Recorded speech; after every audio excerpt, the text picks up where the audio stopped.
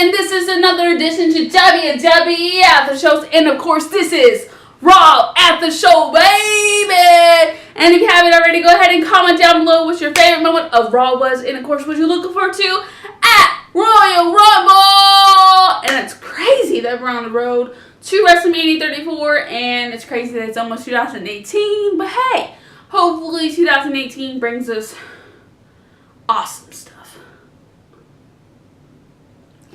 Okay, let's get started to Raw Aftershow, baby!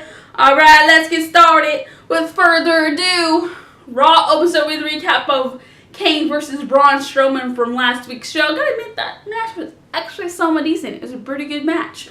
Kind of sucked that it ended with no contender and had everyone questioning. But hey, I was like, hey, can we get a triple threat match open here? Might as well. I mean, we got, two people winning the title, so might as well do a triple threat match. Just saying. Alright, let's continue on. Kurt Angle comes out to open the show in the ring. He hikes an appearance from Brock Lesnar tonight before he continues. Strowman music hits and he marches his way to the ring. He says he earned the right to face Lesnar when he was the only one standing at the end of last week's show. And I thought that was kind of crazy, you know what I mean? That he was the last one standing, especially that, Kane, he's just the monster. Everyone knows who he is. The Red Machine. It's crazy that it's in his 20th year of WWE. And it's just crazy that we grew up on half of these people when we were little, and now it's so crazy how much time has went by. It's crazy. Anyway, let's continue on. Angle announces all three men will face in a triple threat at the Royal Rumble, then runs away from the situation. I would too. It was pretty fast. Alright. Lesnar and Kane take out Strowman before Brock hits Kane with an F5. The champ grabs his belt and leaves with his advocate while Braun stares a hole through him from the other side of the ring. Kane sits up in the ring and Lesnar looks a little surprised. Now, I've seen some people complain that Kane is involved in the title match, but let me face it, okay? He's a legend, alright? He's a legend. And he's been in this business for, forever. And I think he deserves one last title run or one last title feud before he ever decides to retire. That's my thought. I mean, it was the same thought for Undertaker as well.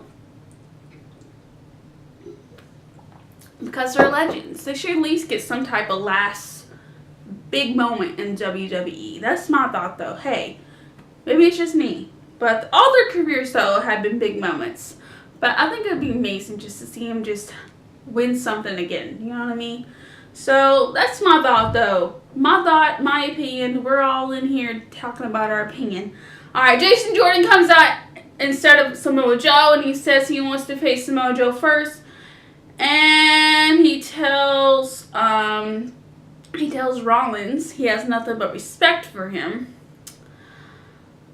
But he has to wait in line, and Seth tries to say something, but he is interrupted by Samoa Joe.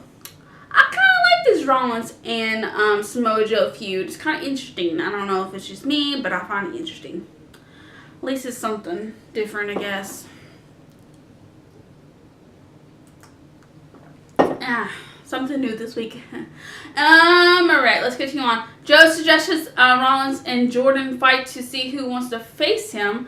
And Seth says he's already has a match booked for Joe, which I agree. He was ready for that match. It was kind of weird. Really? What was the point in that? Alright, let's continue on. So, Jason Jordan can go look for his daddy's approval somewhere else. Jordan shoves Rollins down, which made me mad. Come on. Really, though? How you gonna put your hands on Seth freaking Rollins, okay? Get off of here. Come on now. Alright, let's continue on. Seth Rollins versus Jason Jordan. Seth Rollins won. Rollins tries to fight off Joe after the match, but he ends up getting taken down by the Samoan submission machine. On his way up to the ramp, he lays out Jason Jordan.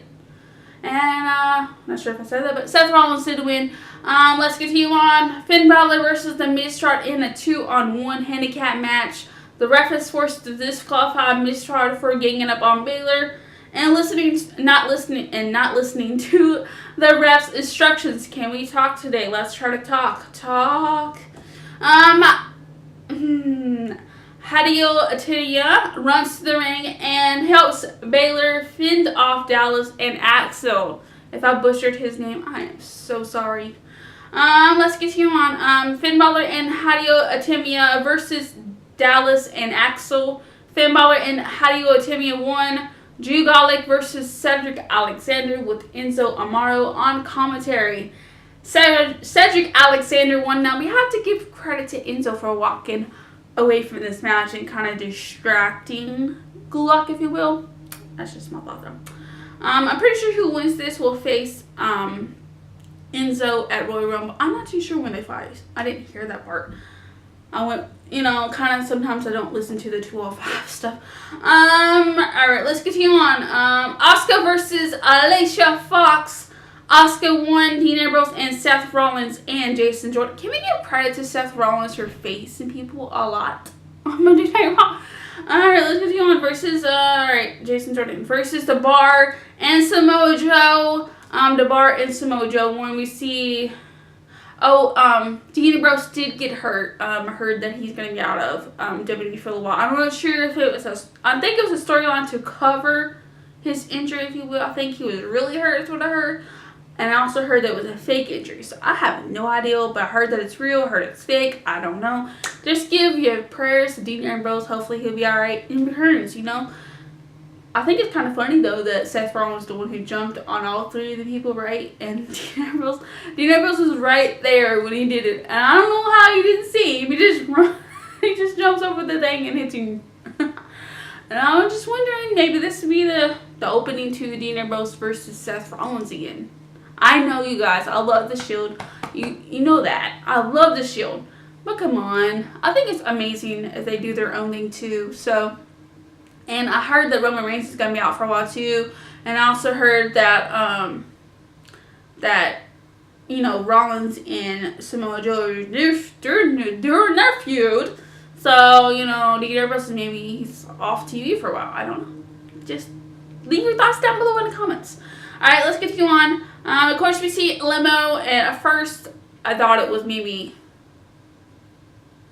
Mr. Man. But, he usually comes with a black limo, so. Stephanie Man steps out, and I'm thinking, oh, snap. You guys know what this means. Royal Rumble announcement for the women, and I was so excited. I'm like, yes, finally.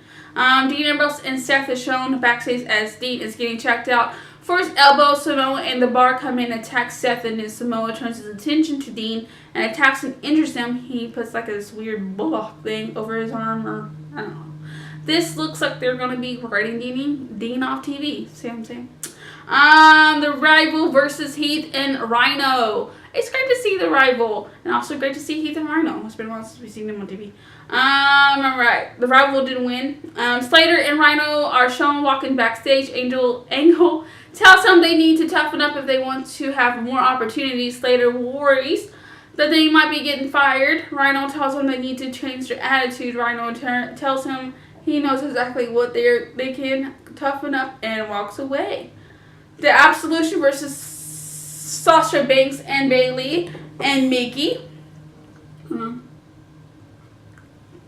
Okay.